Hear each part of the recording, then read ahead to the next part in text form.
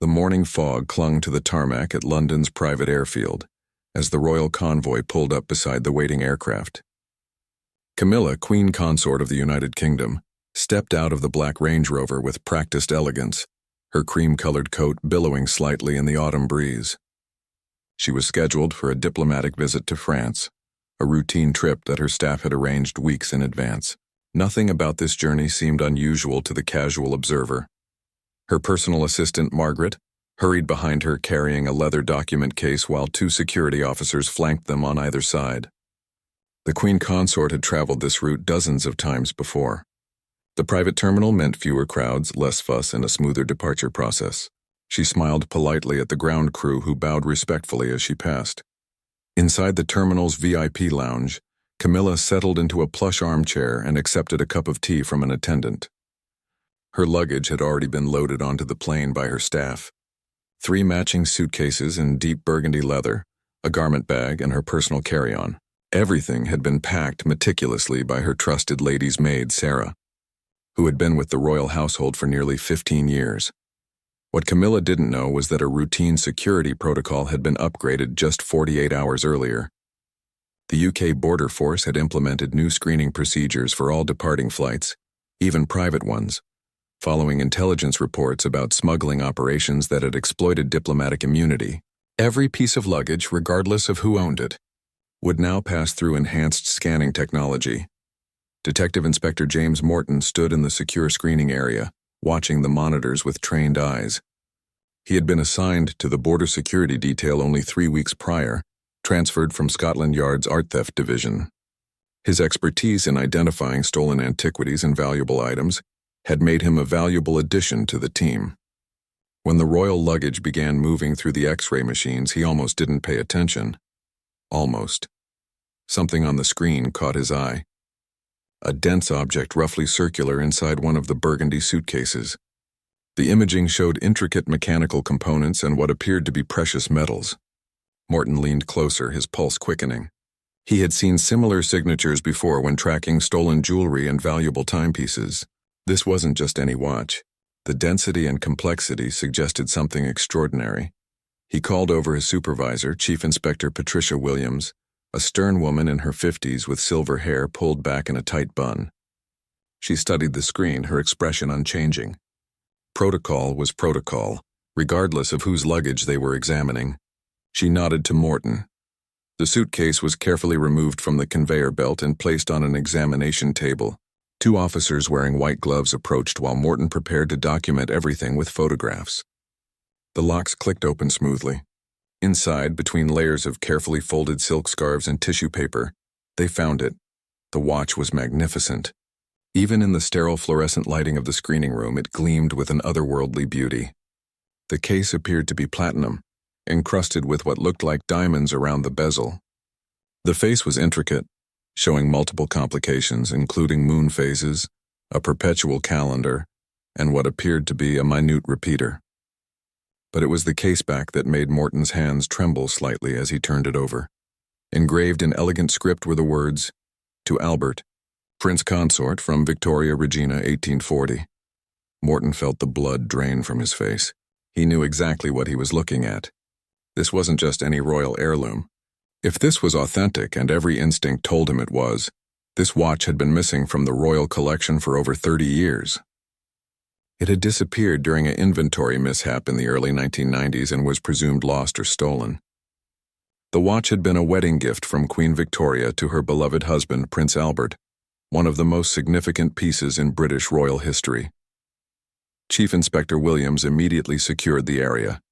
No one was to speak of this discovery until they understood exactly what they were dealing with. She made 3 phone calls in rapid succession. The first to the director of the Royal Collection Trust, the second to the commissioner of the Metropolitan Police, the third to a very senior official in the Cabinet Office.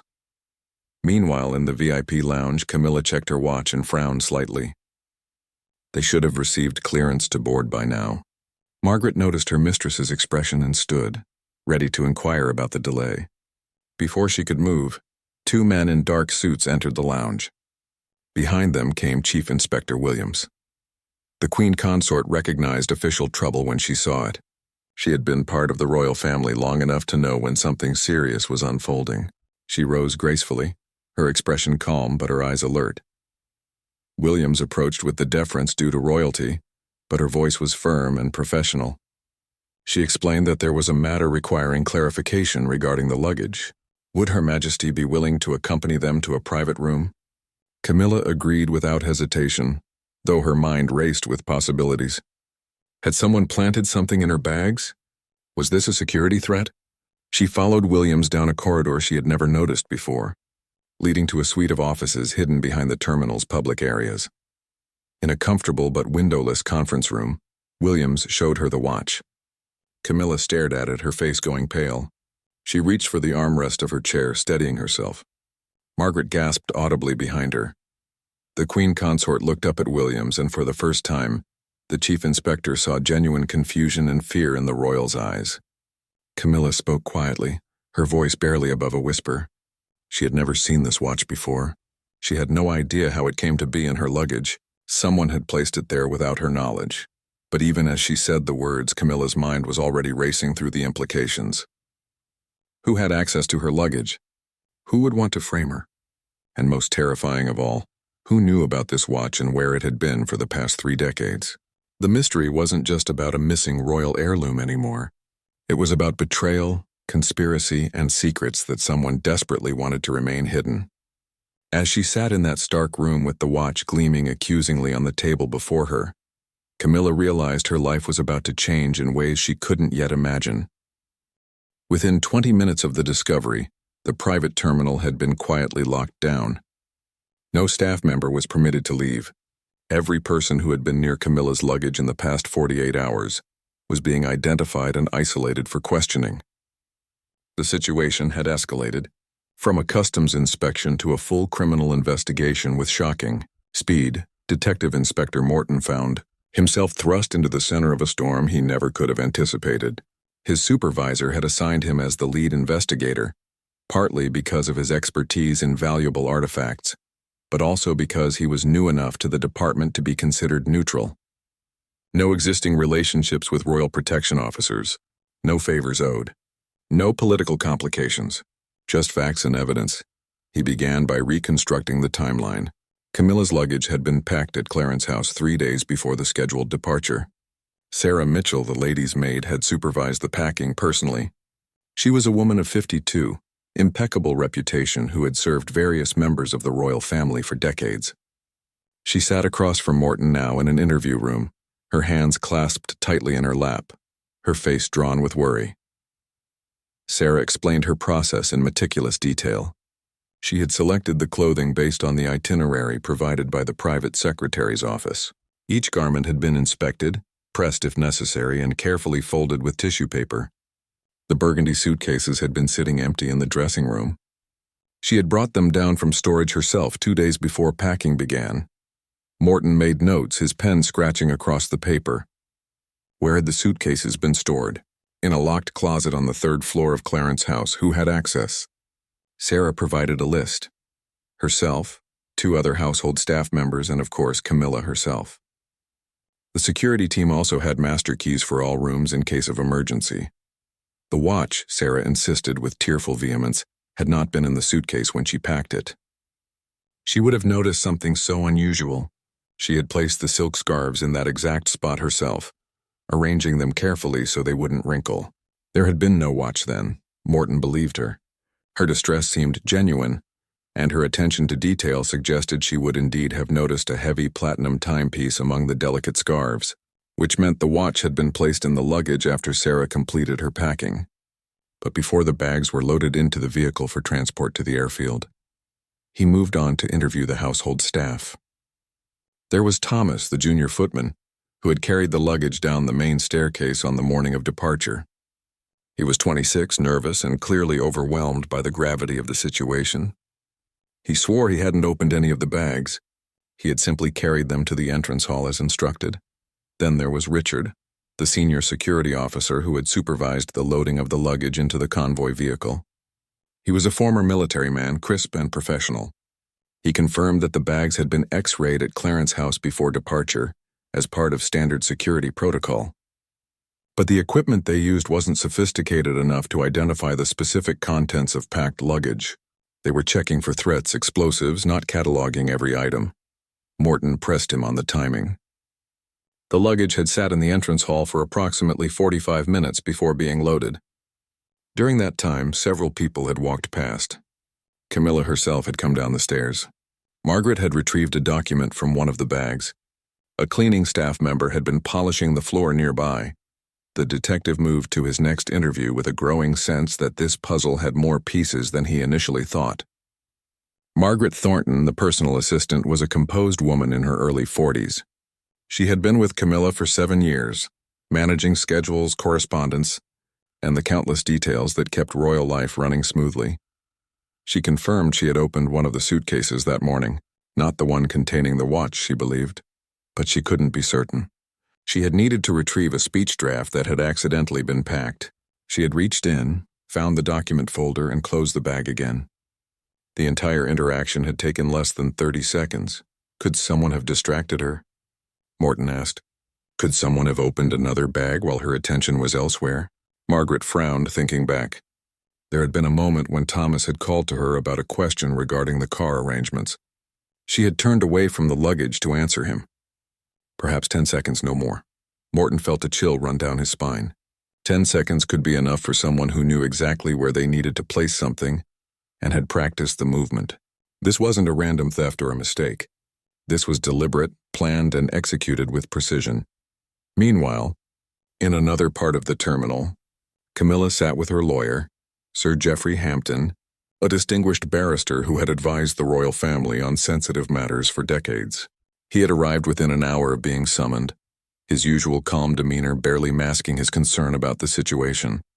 The legal implications were staggering. If Camilla was charged with attempting to remove a stolen national treasure from the country, the scandal would be immense. Even if she was eventually cleared, the damage to her reputation and to the monarchy itself would be severe. Someone had weaponized a priceless artifact to create a crisis, and Sir Geoffrey needed to understand why. He reviewed the facts with Camilla carefully. She maintained her absolute ignorance of the watch's presence in her luggage. She had no knowledge of where the timepiece had been for the past 30 years. She had no reason to steal it, as technically, all items in the royal collection were held in trust for the nation, and she had access to view them at any time through proper channels. But Sir Geoffrey also recognized that innocence and the appearance of innocence were two different things. Someone had chosen Camilla as their target. Someone wanted her caught with this specific watch at this specific time. The question was who, and more importantly, why? In a secure room, experts from the Royal Collection Trust were examining the watch with careful precision. Dr. Helena Price, the senior curator of decorative arts, had rushed from her office at Windsor Castle the moment she received the call. Now she sat with magnifying glasses and specialized lighting, studying every millimeter of the timepiece. Her preliminary assessment was both thrilling and troubling. The watch appeared to be authentic. The craftsmanship matched records from the original commission. The engraving style was consistent with the period. The materials were correct. But she needed to conduct more detailed tests, examine it under microscopic analysis, verify the maker's marks against historical records. What puzzled her most was the condition. For a watch that had been missing for over 30 years, it was remarkably well maintained. Someone had been caring for it, winding it, keeping it in working order. This wasn't an artifact that had been forgotten in a dusty attic or stolen and abandoned. This watch had been treasured, protected, and preserved by someone who understood its value. As evening fell over London, Morton assembled his team for a briefing. They had interviewed 17 people, reviewed security footage from Clarence House, and begun the process of examining financial records for anyone who might have had a motive. But the investigation was revealing something unexpected. This wasn't just about a stolen watch or an attempt to embarrass Camilla. The threads they were pulling led to something deeper, darker, and far more dangerous than anyone had initially suspected. The investigation took an unexpected turn when Morton received a call from an archivist at the National Archives. Emma Richardson had been working late, cross-referencing old inventory records at the request of the Royal Collection Trust, when she stumbled upon something that made her blood run cold. The official story was that Prince Albert's watch had disappeared during an inventory mishap in the early 1990s, but Emma had found correspondence suggesting something entirely different. Hidden in a box of miscellaneous royal household papers from 1991, she discovered a memo marked strictly confidential from the then keeper of the royal collection to a senior government official. The memo stated that the watch hadn't been lost. It had been deliberately removed from the collection and placed in protective custody. The reason given was vague, mentioning only concerns regarding authenticity and provenance requiring discreet verification. But what caught Emma's attention was the final line. Item to be returned upon resolution of the matter regarding the Duke's estate. Which Duke? What estate? Emma searched through cross-referenced files but found nothing. It was as if someone had carefully removed all supporting documentation, leaving only this single memo that had been misfiled and forgotten. When Morton arrived at the archives, Emma showed him the document with trembling hands.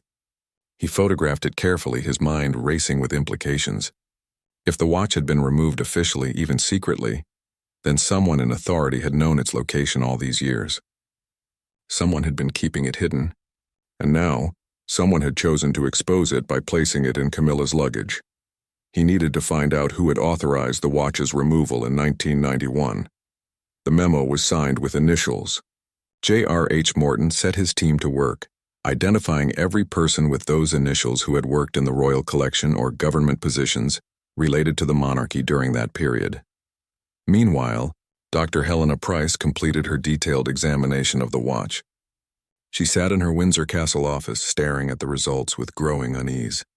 The watch was indeed authentic, crafted by the legendary watchmaker Louis Breguet in 1840. But her analysis had revealed something unexpected. Hidden inside the case, so cleverly concealed that only someone looking with modern scanning technology would find it, was a small compartment.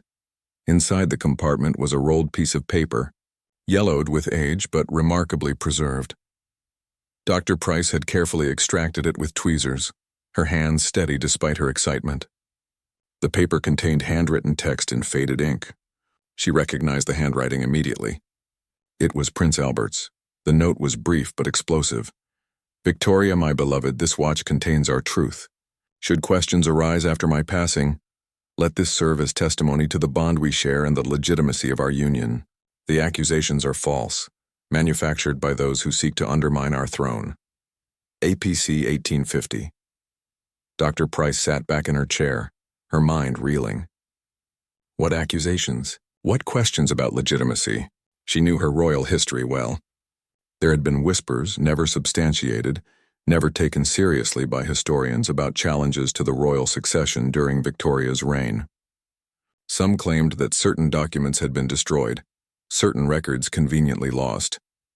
She immediately contacted Sir Geoffrey Hampton, who was still at the terminal with Camilla. The lawyer needed to see this note. Its implications went far beyond a stolen watch. Back at Clarence House, Morton conducted a more intensive investigation of the building itself. He brought in a forensics team to examine the room where the luggage had been stored and the entrance hall where the bags had sat before departure. They dusted for fingerprints, collected fiber samples, and used ultraviolet light to search for any trace evidence. In the storage closet, they found something interesting. Scratches on the lock mechanism that were fresh, no more than a week old. Someone had picked this lock, though it was unclear when or why. The discovery suggested premeditation. Someone had been planning this for days, possibly longer. Morton also requested access to all security camera footage from Clarence House for the past month. The residence had cameras at all entrances and in main corridors, though private rooms were not monitored out of respect for royal privacy. As he reviewed hours of footage, one figure appeared repeatedly. A man in maintenance coveralls carrying toolboxes, appearing at various times over the past 3 weeks. The problem was that Clarence House hadn't scheduled any maintenance during that period. Morton's pulse quickened. He enhanced the footage, trying to get a clear view of the man's face, but he always seemed to position himself to avoid direct camera angles. Professional technique. This was no ordinary thief. Thomas, the young footman, was called back for a second interview. Morton showed him a still image from the security footage. Did he recognize this person? Thomas squinted at the photo, then slowly nodded. Yes, he had seen this man. The man had told him he was there to repair the heating system in preparation for winter. Thomas had even let him into the building twice, assuming he was legitimate. Morton felt a mix of frustration and admiration. The imposter had been conducting reconnaissance, learning the layout, understanding the routines. He had been preparing for the perfect moment to plant the watch. But why go to such elaborate lengths? What was the ultimate goal? The answer began to emerge when Morton's team identified the person behind the initials JRH from the 1991 memo. James Roland Hartley had been a senior advisor to the Royal Collection Trust in the early 1990s. He had retired in 1995 and passed away in 2018. But before his death, he had written a memoir. The memoir, self-published and largely unnoticed, contained a chapter about his years serving the royal family. Most of it was unremarkable anecdotes about art conservation and gallery exhibitions.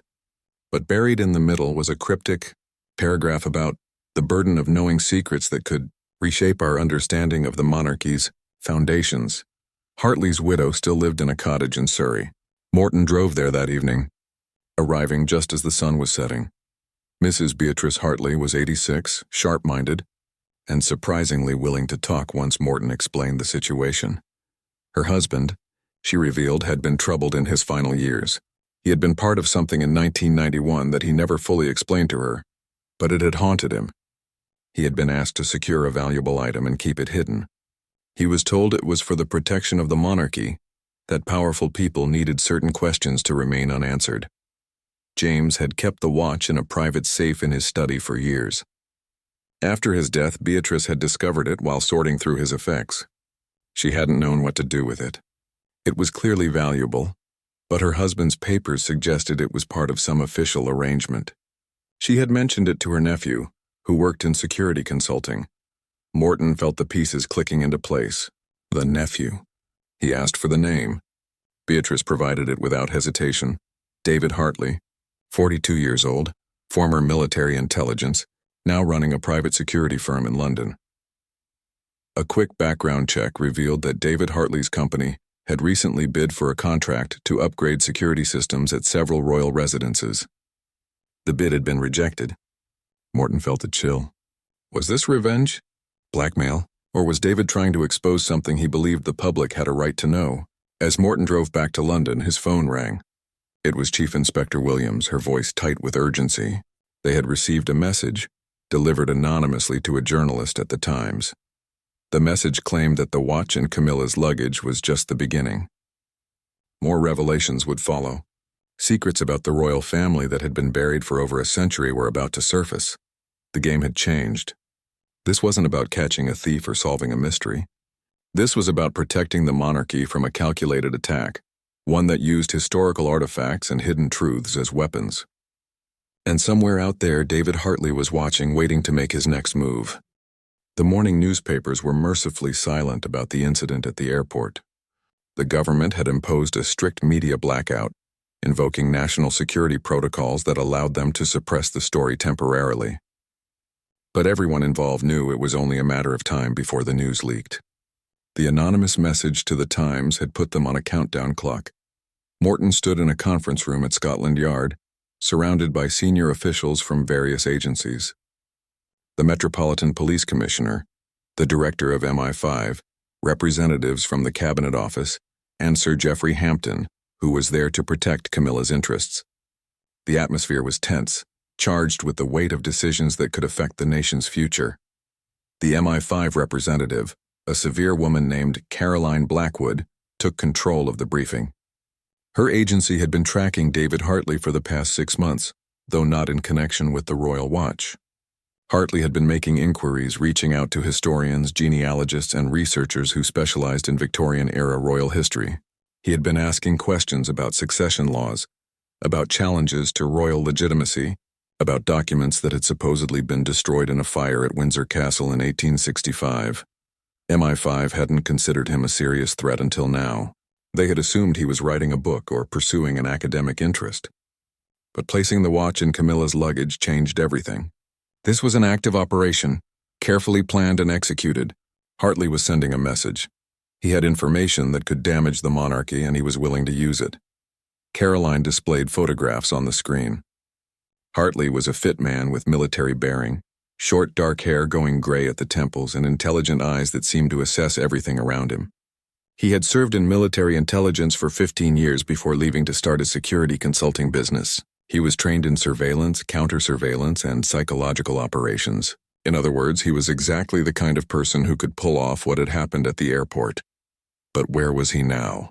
Despite intensive efforts, they hadn't located him. His business office was closed, his apartment empty. His phone was turned off. He had vanished with professional efficiency, leaving no trail. Morton listened to all of this with growing frustration. They were reactive, responding to Hartley's moves instead of anticipating them. He needed to think like Hartley, understand his motivation. Why expose the watch now? Why target Camilla specifically? Sir Geoffrey offered a theory. Camilla represented the modern monarchy's vulnerability. She had been controversial when she married Charles, and while public opinion had softened over the years, she still had critics. If Hartley wanted to damage the royal family's reputation, creating a scandal around Camilla was strategically sound. It would reopen old wounds, remind people of past controversies, make them question the institution itself. But Dr. Price, who had been invited to attend the meeting, shook her head. She believed the motivation was deeper than mere scandal. Prince Albert's notes suggested there were historical documents or evidence that had been suppressed. If those materials still existed somewhere, and if Hartley had found them or knew where they were, he might be trying to force their disclosure. The question was, what did these documents reveal? What accusations had Prince Albert been addressing? What questions about legitimacy? Caroline from MI5 pulled up another image on the screen. It was an old painting, a formal portrait from 1848, showing Queen Victoria with her children. She pointed to one of the young princes in the background. This, she explained, was where things became complicated. Historical rumors had suggested that not all of Victoria's children were fathered by Prince Albert. The timeline of their marriage and the birth of their first child had raised eyebrows among certain courtiers.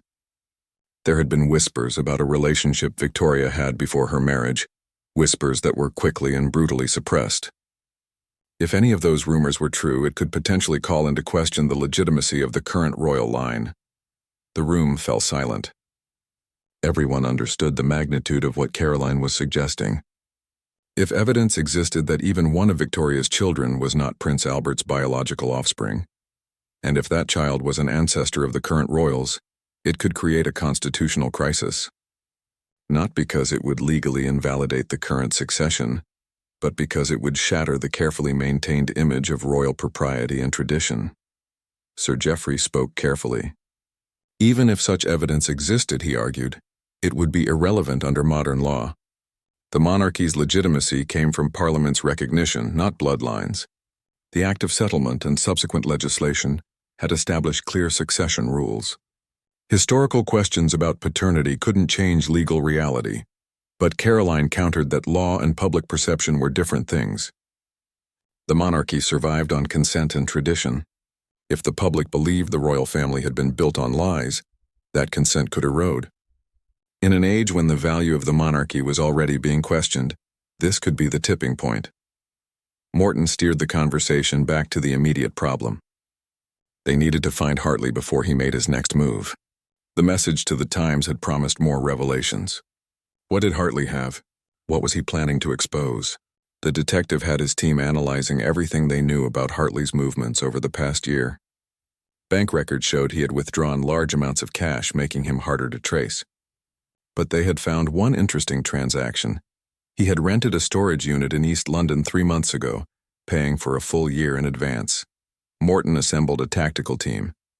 They would raid the storage facility immediately. If Hartley was keeping documents or evidence there, they needed to secure it before he could make it public. The storage facility was a sprawling complex of industrial units in Stratford. At dawn, police vehicles surrounded the building while Morton's team prepared to breach Unit 47, the one Hartley had rented. The manager, a nervous man in his 60s, fumbled with his master keys, explaining that he never looked inside the units, that privacy was guaranteed. The metal door rolled up with a grinding sound.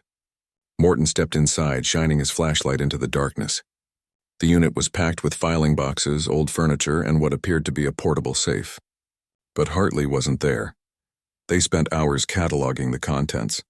Most of the boxes contained papers from James Hartley's estate, his uncle's personal documents and research notes. There were photocopies of historical records, correspondence between royal household members from the 1980s and 1990s, and extensive notes about the royal collection's inventory practices. But one box was different. It was newer, locked with a combination lock. The team cut the lock open. Inside, carefully preserved in archival folders, were documents that made Morton's hand shake as he carefully lifted them out. There were letters, written in Victorian-era script between Queen Victoria and a man identified only as J.M. The letters were intimate, discussing matters of the heart in language that was unmistakably romantic. They predated Victoria's marriage to Albert by several years. The most damaging letter, dated 1838, included a passage where Victoria discussed her fears about a pregnancy. Morton photographed everything meticulously. There were also modern documents, genetic analysis reports dated from just 6 months ago.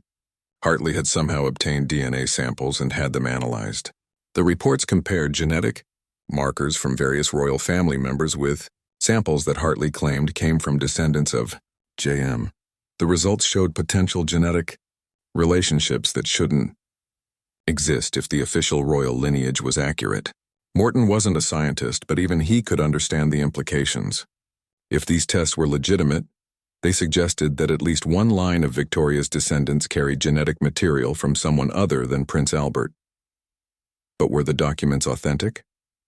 Were the DNA tests reliable? Morton knew that proving any of this would require extensive verification. Historical documents could be forged. DNA samples could be contaminated or misidentified. Hartley might have created an elaborate hoax, or he might have discovered a genuine historical secret. As Morton was photographing the last documents, his phone rang. It was Chief Inspector Williams, and her voice was strained. Hartley had made contact. He had sent another message to the Times, and this time he included a demand. He wanted a public acknowledgement that the royal family had suppressed historical evidence. He wanted the full truth about Prince Albert's watch and what it represented to be disclosed. And he wanted immunity from prosecution. If his demands weren't met within 72 hours, he would release everything he had to the press. Not just the physical evidence, but recordings, photographs, and testimonies from historians who had been sworn to secrecy years ago. He would expose what he called the greatest deception in British royal history. The countdown had begun. The emergency meeting at Buckingham Palace brought together the highest levels of government and royal household staff. The Prime Minister arrived through a private entrance, avoiding the press that had begun gathering outside, sensing that something significant was unfolding. Inside the ornate conference room, portraits of past monarchs looked down upon a gathering that would have scandalized their subjects. Camilla sat at the table, no longer a suspect but a victim of an elaborate scheme. Beside her was King Charles, his expression grave but composed. He had been briefed on everything: the watch, the documents, Hartley's demands, and the implications for the monarchy. His first concern had been for Camilla, ensuring she understood that no one believed she had anything to do with the theft. His second concern was for the institution he had inherited and sworn to protect. Sir Geoffrey presented the legal position. Hartley's evidence, even if authentic, didn't change the legal succession. The monarchy's authority came from Parliament, not ancient bloodlines. However, he acknowledged that the public relations disaster would be immense. Trust in the royal family was already fragile among younger generations. This could accelerate calls for abolishing the monarchy altogether. The Prime Minister, a practical woman named Sarah Mitchell, offered the government's perspective. She had been in office for only 8 months and was still building her political capital. A constitutional crisis was the last thing she needed. But she also recognized that yielding to blackmail would set a dangerous precedent. They couldn't let someone dictate terms through threats, no matter how damaging his information might be. Caroline Blackwood from MI5 proposed a different approach. Instead of meeting Hartley's demands, they should undermine his credibility. Her team could leak information suggesting that Hartley was mentally unstable, that he had fabricated documents, that his motivations were financial rather than principled. They could destroy his reputation before he could release his evidence. But Dr. Price objected strongly. As a historian, she found the idea of suppressing potentially authentic historical documents abhorrent. If Victoria had indeed had a relationship before her marriage, if there were questions about the royal lineage, the public had a right to know. History belonged to everyone, not just to those in power. Morton, who had been invited to attend given his central role in the investigation, found himself in an unexpected position. He was a police officer, trained to follow evidence and uphold the law. But he was also British, raised with a certain reverence for the monarchy. The conflict between professional duty and cultural loyalty was tearing at him. King Charles finally spoke, his voice carrying the weight of his position and the wisdom of his years. He surprised everyone by saying that they should consider meeting with Hartley directly, not to capitulate to his demands, but to understand what he really wanted. Perhaps there was a way to acknowledge historical truth without destroying the institution of monarchy. The room erupted in protest. The security risks were too great. Hartley might be armed or dangerous. He couldn't be trusted. But Charles remained calm, explaining that running from truth had never served his family well. His own journey to public acceptance had required honesty about his past, about his mistakes, about his humanity. Perhaps the monarchy itself needed to embrace that same principle. After heated debate, a plan emerged. They would arrange a meeting with Hartley in a controlled environment. Morton would be the primary contact, as someone Hartley might trust more than politicians or royal handlers. They would offer him a chance to present his evidence to a panel of independent historians and legal experts. If the documents were authentic, they would discuss how to acknowledge them publicly in a way that provided historical context without causing unnecessary damage. The challenge was getting Hartley to agree. Morton composed a message carefully, emphasizing respect for historical truth and a willingness to listen. He arranged for it to be published in the Times as a personal advertisement, knowing Hartley would be monitoring the newspaper. The response came faster than expected. Hartley agreed to meet, but on his terms. A neutral location, no more than 3 people from the government side, and a guarantee that he could leave freely regardless of what was discussed. He chose a small church in the Cotswolds, a place that held personal significance from his childhood. 2 days later, Morton drove through rolling hills dotted with sheep, the autumn colors painting the landscape in shades of gold and amber. Beside him was Sir Geoffrey, and in the back seat, surprisingly, was Camilla herself. She had insisted on coming, arguing that since her reputation was at the center of this storm, she deserved to face Hartley directly. The church was ancient, built of golden stone that glowed in the afternoon sun. It sat alone on a hillside surrounded by a weathered cemetery. Morton saw Hartley's car parked near the entrance, but no sign of the man himself. They entered the church cautiously. The interior was dim, lit only by candles and the colored light streaming through stained glass windows. Hartley sat in the front pew, his back to them. He didn't turn as they approached. When he finally stood and faced them, Morton was struck by the sadness in his eyes. This wasn't a man driven by malice or greed.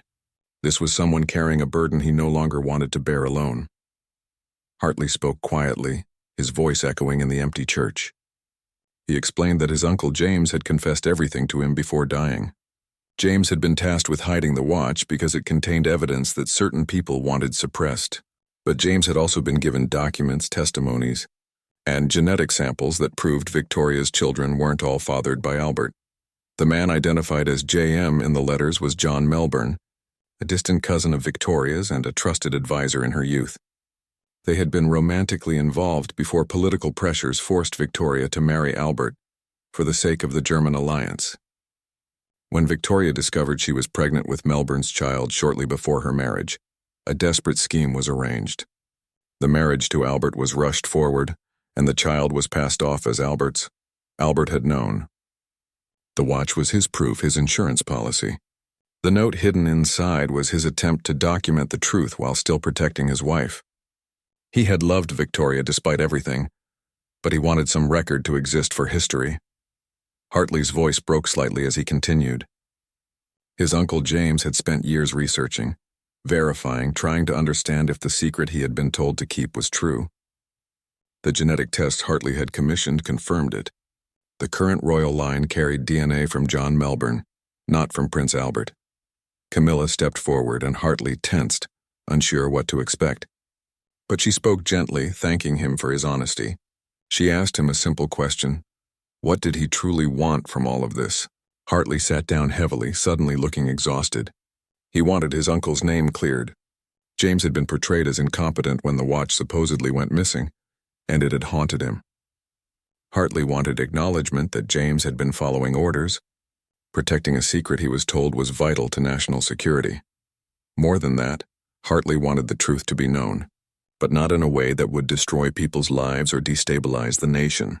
He understood the complexities now, after months of living with this knowledge. History was rarely simple, and people in the past had made difficult choices in impossible situations. Sir Geoffrey saw an opening. What if they could achieve both goals? They could acknowledge that historical questions existed about the early Victorian era, that documents had been preserved that suggested the royal lineage was more complex than publicly understood. They could honor James Hartley's service while also being honest about what he had been asked to protect. The genetic evidence didn't need to be publicized in detail. Modern understanding of monarchy had evolved beyond bloodlines anyway. The current royals were legitimate because Parliament and the people accepted them, not because of some unbroken genetic chain stretching back centuries. Morton watched as the tension slowly drained from the room. This wasn't about winning or losing. It was about finding a way forward that honored truth without weaponizing it. Hartley finally nodded. He would provide all his evidence to the independent panel. He would work with historians to contextualize the findings appropriately. In return, his uncle would be posthumously recognized for his service, and the full story of the watch would be told, including why it had been hidden and by whom. As they left the church, the sun was setting, casting long shadows across the cemetery. Camilla paused at the door, turning back to look at Hartley. She told him something that surprised everyone. She said that living with secrets was a kind of prison, and that she hoped he would find peace now that his burden was shared. The drive back to London was quiet, each person lost in their own thoughts about history, truth, and the stories we tell ourselves about who we are. 3 months later, the world had changed in subtle but significant ways. The story that eventually emerged in the press was carefully crafted, balancing historical honesty with contemporary sensitivity. It began with an article in the Times, written by their most respected royal correspondent, revealing that Prince Albert's long-lost watch had been recovered and that it contained historical documents of significant interest. The article acknowledged that the watch had not been lost through incompetence, but had been deliberately placed in protective custody by James Rowland Hartley, a dedicated servant of the Crown who had been tasked with preserving sensitive historical materials. His nephew David had come forward with the watch and accompanying documents after his uncle's death, believing the public deserved to know the full story. The genetic evidence was handled delicately. The article mentioned that modern DNA analysis had raised interesting questions about royal lineage in the Victorian era, suggesting that family relationships in that period might have been more complex than previously understood. Historians were quoted extensively, providing context about arranged marriages, political pressures, and the very different social norms of the 1840s. Importantly, legal experts explained that questions about historical paternity had no bearing on current succession laws. The monarchy's legitimacy came from centuries of parliamentary approval and public consent, not from unbroken genetic chains. Even if Victoria's children had different fathers, it wouldn't change the legal status of the current royal family. The public reaction was surprisingly measured. There was initial shock and intense media coverage, but also a strange sense of relief. The royal family had always been presented as impossibly perfect, their history sanitized and idealized. Learning that they had faced very human problems, that they had made complicated choices in difficult circumstances, somehow made them more relatable rather than less legitimate. Camilla gave a single interview about the incident, speaking with characteristic directness. She acknowledged that discovering the watch in her luggage had been frightening and confusing. She expressed sympathy for David Hartley, understanding that he had been trying to honor his uncle's memory and bring truth to light. She noted that being part of the royal family meant living with history's complexity, and that she had learned that hiding from truth was never as effective as facing it with honesty and humility. The interview was remarkably well received. Polls showed that public approval of Camilla had actually increased. People appreciated her candor and her willingness to discuss an uncomfortable situation without defensiveness or spin. Dr. Helena Price oversaw the creation of a new exhibition at Windsor Castle. Prince Albert's watch became the centerpiece, displayed alongside the historical documents and an honest explanation of their significance.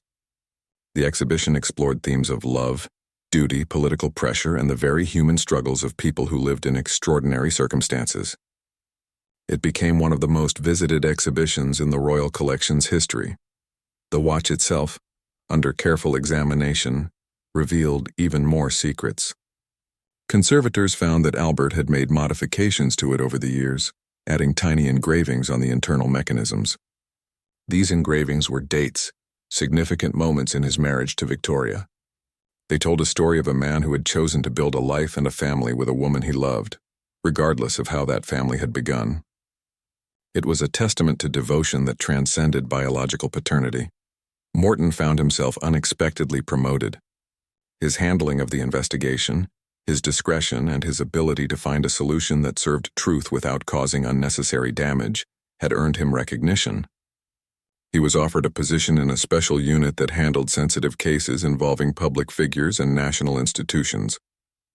He accepted, understanding that his experience with the Royal Watch case had taught him valuable lessons about the difference between law and justice. Between facts and truth, David Hartley quietly returned to his life, his security consulting business actually benefiting from the publicity. He was seen as someone who had tried to do the right thing in a complicated situation. He gave a few lectures at universities about the ethics of historical preservation and the responsibility that comes with knowledge. His uncle's reputation was formally restored, with the Royal Collection Trust issuing a statement acknowledging James Hartley's faithful service and the difficult position he had been placed in. Sarah Mitchell, the lady's maid, retired with a generous pension and wrote a memoir about her years in royal service. She was careful to respect privacy where appropriate, but her book included a thoughtful chapter about the watch incident and what it had taught her about the weight of secrets and the relief of truth. King Charles used the incident as a catalyst for broader changes in how the royal family engaged with their history.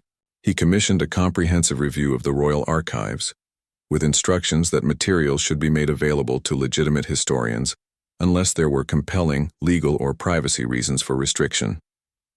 The days of reflexive secrecy were over. The church in the Cotswolds where the crucial meeting had taken place became an unexpected tourist destination. The vicar, initially bewildered by the attention, eventually embraced it. He gave tours explaining the building's history and, with permission, discussing the role it had played in resolving a modern constitutional question. He liked to point out that churches had always been places where people came to wrestle with difficult truths, and that this ancient building had served that purpose once again. Emma Richardson, the archivist who had found the crucial memo, received a commendation for her attention to detail and her courage in reporting what she had discovered even when it clearly would cause complications for powerful people. She was promoted to a senior position in the National Archives, where she continued to champion transparency and accessibility in historical records. As for the question of John Melbourne and his relationship with Queen Victoria, historians debated it extensively. Some believed the evidence was conclusive, others argued it was circumstantial. The academic journals filled with papers analyzing the letters, the genetic evidence, and the historical context. But most historians agreed on one thing. The people of the past were complex, their lives shaped by pressures and constraints that modern observers couldn't fully understand. Judging them by contemporary standards was neither fair nor useful. The watch eventually returned to the Royal Collection's secure storage, though it was regularly displayed in rotation. Occasionally, someone would stand before it in the exhibition hall, reading the explanatory text, looking at the photographs of the hidden note, and thinking about love and loyalty and the stories families tell about themselves. Morton visited the exhibition 6 months after it opened, bringing his daughter. She was 14, studying history in school, and she had questions about the whole incident. He tried to explain it as they walked through the gallery, talking about how sometimes doing the right thing meant finding balance between competing truths, about how justice wasn't always about punishment but sometimes about understanding. His daughter, with the clarity of youth, asked a simple question. Was the secret worth keeping all those years? Morton thought carefully before answering. He said that the people who kept the secret believed they were protecting something important, and their intentions were good even if their methods were questionable. But he also said that ultimately, truth had a way of emerging, and that it was usually better to face it with honesty than to let it explode unexpectedly. They stood together before the watch, looking at its beautiful craftsmanship and thinking about all the hands it had passed through, all the secrets it had held, all the lives it had touched. It was just an object, metal and gems and intricate gears, but it had become a symbol of something larger, the complexity of history, the humanity of even the most elevated figures, and the ongoing conversation between past and present about who we are and how we tell our stories. As they left the castle and walked through the grounds, Morton felt a sense of peace. The case had been closed, not with arrests or trials, but with acknowledgement and understanding. Sometimes, he reflected, that was the best resolution anyone could hope for. Truth had been served, justice had been done, and the monarchy had survived by embracing honesty rather than hiding from it. The autumn sun was setting over Windsor, casting golden light across the ancient stones. In the distance, tourists took photographs, guides led tours, and life continued with its eternal rhythm. The watch incident had been a storm, intense while it lasted, but it had passed. What remained was a slightly different understanding of history, a more nuanced appreciation for the people who had come before, and a reminder that even the most carefully guarded secrets eventually find their way into the light. And somewhere in London, in a secure facility, the watch ticked steadily on, keeping perfect time, its secrets no longer hidden but transformed into history that belonged to everyone.